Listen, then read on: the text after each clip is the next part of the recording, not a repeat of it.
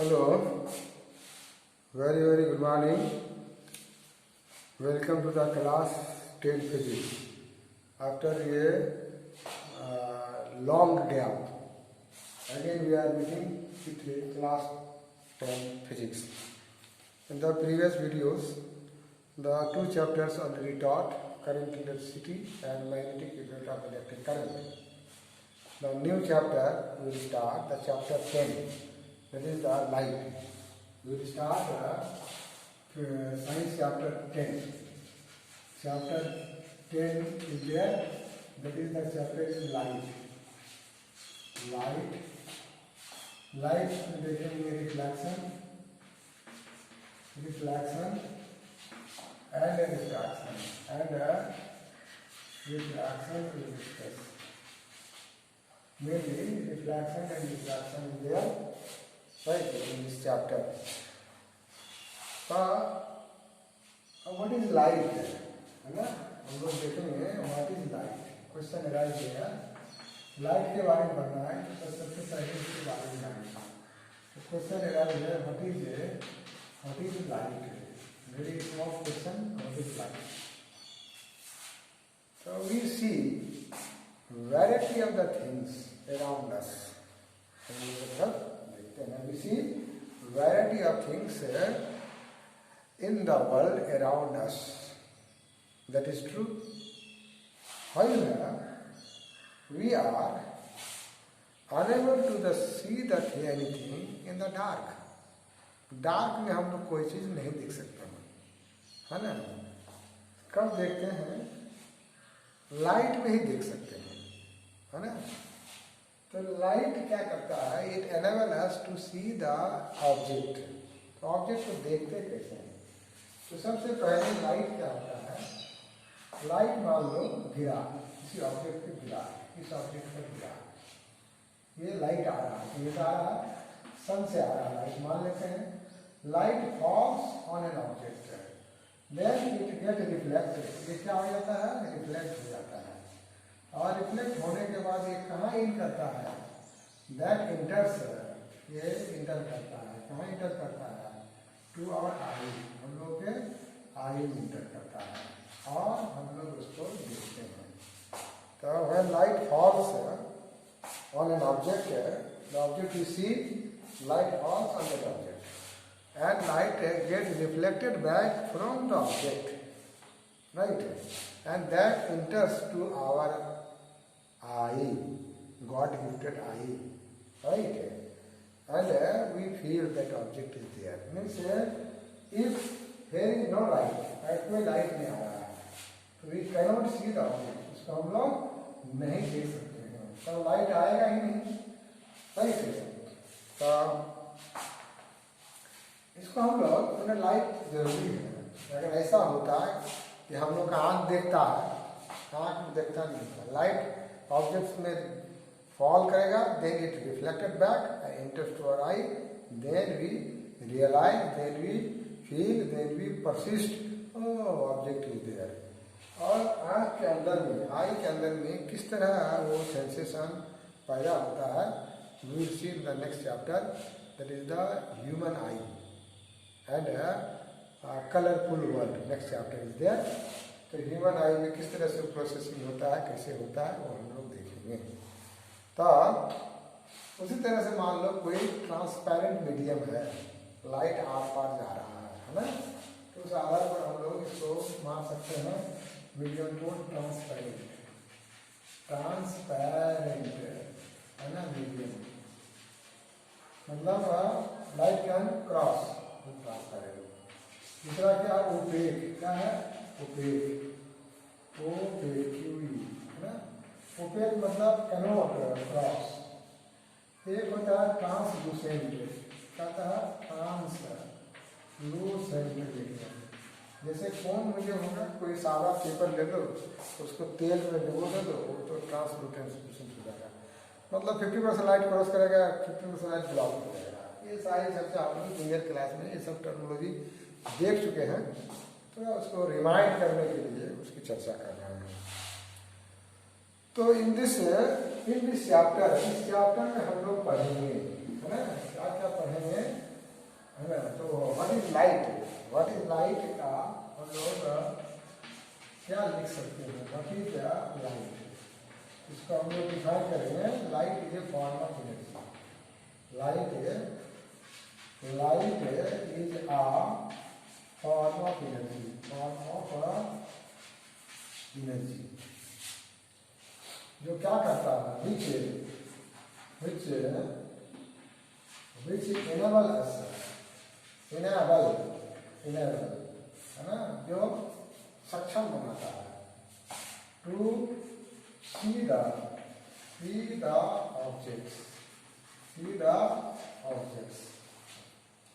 है ना, on which जिस पर लाइट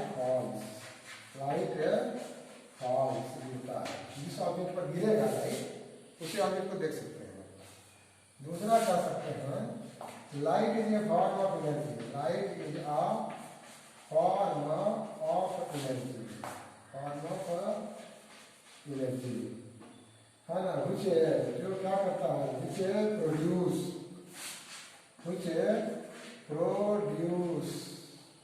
what a sensation समझे ना, सेंसेशन ऑफ क्या, ऑफ विजन, है ना, विजन का सेंसेशन देता है, इसी को हम लोग क्या कहते हैं, लाइट कहते हैं, राइट। तो जूनियर क्लास में हम लोग देखे हैं कि light travel in straight line, light क्या करता है, light travel in straight line, right. तो स्ट्रेट लाइन के लिए जो है कोई जैसे पाइप ले लिए, देख रहे हैं पाइप को मोड़ दिए तो नहीं दिख रहा है, मतलब बेंड होकर नहीं आ रहा है, मैंने स्ट्रेट लाइन चल रहा है ना। Light travels in straight line, straight line में चलता है, स्ट्रेट लाइन, राइट। कैसे पता चलेगा, मान लो जैसा लाइट जा रहा है, यहाँ पर कोई हम लोग रख दिया ऑब्स्टेकल, ये कोई ऑब्जेक्ट रख दिए, ये ऑब्जेक्ट क्या है, ओपेक है, क्या है, ओपेक ऑब्जेक्ट है। अगर ट्रांसपेरेंट होता तो लाइट का आर पर चल जाता है, तो ये जा करके जो है तब इधर क्या बनेगा, एक शैडो टाइप का बन जाता है, किसी ओपेक ऑब्जेक्ट का शैडो हो जाता है। शैडो बनने का मतलब है लाइट क्रॉस नहीं किया, ऐसा नहीं होगा कि ये जा करके ऐसे ब्लेंड कर जाए, है ना।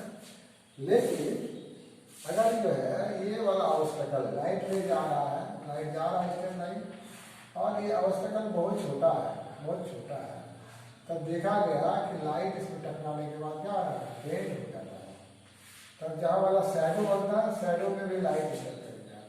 तो यहाँ bending of light due to small obstacle मतलब बाधा, है ना। Light bend round the corner, है ना, इस तरह का जो बेंडिंग होगा इसको हम लोग क्या कहते हैं, डिफ्रैक्शन कहते हैं। क्या कहते हैं, डिफ्रैक्शन, नाम है डिफ्रैक्शन, है ना, जो हम लोग हायर क्लास में पढ़ेंगे, ठीक है। तो ये लाइट का रिफ्लेक्शन देखना है, उसके लिए क्या करेंगे, मिरर पढ़ेंगे इस चैप्टर में हम लोग मिरर पढ़ेंगे। लेकिन लाइट का नेचर क्या क्या होता है, नेचर ऑफ लाइट थोड़ा सा डिटेल में जाएंगे। नेचर ऑफ लाइट, एक तो नेचर क्या है, light travel in straight line. मान लो यहाँ कोई सोर्स है, बल्ब जला दिए, यहाँ से जो भी लाइट निकलेगा इधर भी जाएगा, क्या जाएगा, सीधे जाएगा, ऐसा नहीं कि टेढ़ा होकर जाएगा, सीधे जाएगा। ऐसा मतलब सोर्स ऑफ लाइट, ये कुछ भी हो सकता है, बल्ब भी हो सकता है, कैंडल भी हो सकता है। एक ओरिजिन है और ये बाहर निकल के जा रहा है, इसका कोई एरो नहीं है, इसको क्या कहते हैं, रे कहते हैं। रे का डेफिनेशन पढ़ा है ना इसमें, ओरिजिन से निकलेगा और वो एक एंड में, एरो मतलब नो एंड, एक पक्का एंड है, तो लाइट रे के फॉर्म में चलता है, इसको कहते हैं रे नेचर ऑफ लाइट। क्या कहते हैं, रे नेचर ऑफ लाइट, रे नेचर ऑफ लाइट। इस नेचर से क्या क्या एक्सप्लेन हो सकता है, with the help of this nature, है ना, विथ द हेल्प ऑफ रे नेचर ऑफ लाइट, रे नेचर, रे के फॉर्म में चलने वाला, स्ट्रेट लाइन में चलेगा और रे के फॉर्म में। विद द हेल्प ऑफ रे नेचर ऑफ लाइट, नेचर में स्वभाव, लाइट का स्वभाव है रे के फॉर्म में चलना।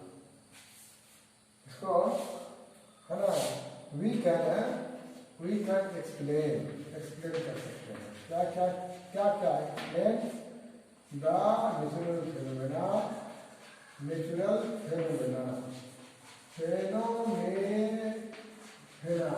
है ना, लाइट कौन सा नेचुरल फेनोमेना किसको कर सकते हैं? रे नेचर से वो कर सकते हैं। रिफ्लेक्शन ऑफ लाइट,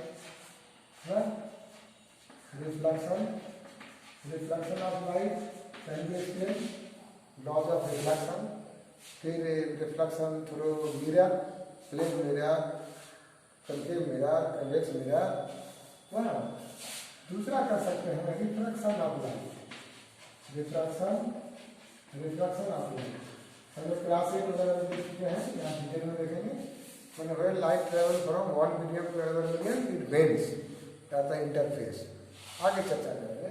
तो वो भी एक नेचुरल फिनोमेना है। कोई भी आदमी लाइट को ले जाकर हाथ से बेंड नहीं कर सकता है, वो जाएगा मीडियम चेंज होगा तो अपने आप बेंड हो जाएगा, मैंने नेचुरली होगा, इसलिए नेचुरल फिनोमेना। तीसरा इसे कर सकते हैं डिफ्रैक्शन ऑफ लाइट, ये हो गया dispersion of light, dispersion of light, dispersion of light. Dispersion of light क्या है? लाइट जब किसी प्रिज्म से होकर जाता है व्हाइट लाइट, तो 7 कलर में डिस्पर्स हो जाता है, मतलब स्प्लिट अप हो जाता है, तो उसको डिस्पर्सन ऑफ लाइट कहते हैं। आगे चर्चा करेंगे उस पर, डिटेल करेंगे क्यों डिस्पर्सन होता है। इसका जितना जानता है उदाहरण हम लोग देख सकते हैं। रेनबो में 7 कलर, जबकि व्हाइट कलर सनलाइट में 7 कलर कंपोजिशन है, सेपरेट हो जाता है। तो रे नेचर ऑफ लाइट से जो है ये 3 चीजों को एक्सप्लेन कर सकते हैं, 3 घटना को, जो नेचुरल घटना है, फेनोमेना मतलब घटना, दुर्घटना नहीं, घटना है, राइट। लेकिन कुछ फेनोमेना ऐसा है कि उसको हम लोग रे नेचर से एक्सप्लेन नहीं कर सकते, जो हम लोग हायर क्लास में पढ़ेंगे, नाम सुनते रहेंगे। तो पहला नेचर हुआ रे नेचर। दूसरा नेचर है वेव नेचर ऑफ लाइट। क्या है? वेव है नेचर ऑफ लाइट, राइट। नाम सुनते रखिएगा। वेव तो हम लोग पढ़े हैं ना, 9 में पढ़े हैं कि क्या है कि the disturbance produced in the particle of the medium is called wave. तो वेव 2 तरह का है, मैकेनिकल वेव और इलेक्ट्रोमैग्नेटिक वेव। तो लाइट भी वेव है, लेकिन कैसा वेव है? इलेक्ट्रोमैग्नेटिक वेव है। It doesn't require medium to travel, but mechanical wave को ट्रैवल करने के लिए चाहिए मीडियम चाहिए। जैसे वाटर वेव को वाटर सर्विस चाहिए, राइट। साउंड वेव को क्या चाहिए? हवा चाहिए। वैक्यूम रहेगा तो साउंड जाएगा नहीं। एक्सपेरिमेंट करके भी देखा होगा 9th क्लास में, एक बोतल था, उसके अंदर में इलेक्ट्रिक बेल डाल दिए और जब स्विच ऑन किए तो के आवाज बाहर आ रहा है, लेकिन बोतल से एयर को अगर निकाल दें उसके बाद स्विच ऑन करेंगे तो कोई आवाज़ नहीं आएगा। बेल का घंटी लगता हुआ नजर आएगा, लेकिन आवाज़ बाहर नहीं आएगा। That we have discussed in the class 9। तो वेव नेचर मतलब लाइट जो है ना, वेव के फॉर्म में भी होता है ना। तो वेव नेचर में कौन सा चीज एक्सप्लेन हो सकता है? जो नेचर में अकर होता है वो होता है interference of light, interference of light. ये हम लोग हायर क्लास में पढ़ेंगे। क्योंकि उदाहरण देख लेते हैं, जब हम लोग कपड़ा साफ करते हैं साबुन से या डिटर्जेंट से, तो बहुत सा झाग बनता है। झाग बनने के बाद बबल्स फॉर्म होता है। देखोगे सनलाइट जब मिलता है तो बबल्स के ऊपर कलर टाइप का दिखने लगता है। वो जो कलर बनना होता है इंटरफेरेंस ऑफ लाइट के कारण। इतना जान के रखना है, उसका डिटेल हम लोग क्लास 12 में पढ़ेंगे, है ना। वेव नेचर ऑफ लाइट से इंटरफेरेंस ऑफ लाइट को डिस्कस कर सकते हैं।